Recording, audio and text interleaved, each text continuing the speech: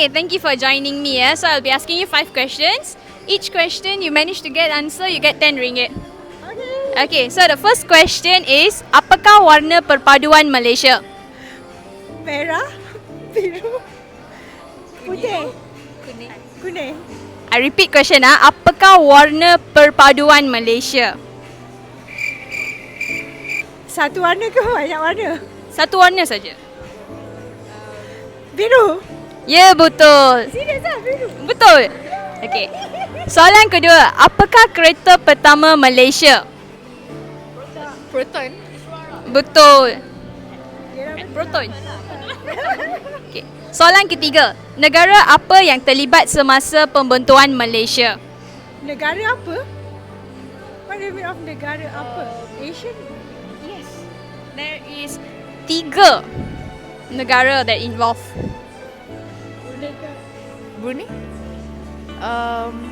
Singapura. Brunei. Okay, Brunei, Singapura. Lagi satu Indonesia. Bukan.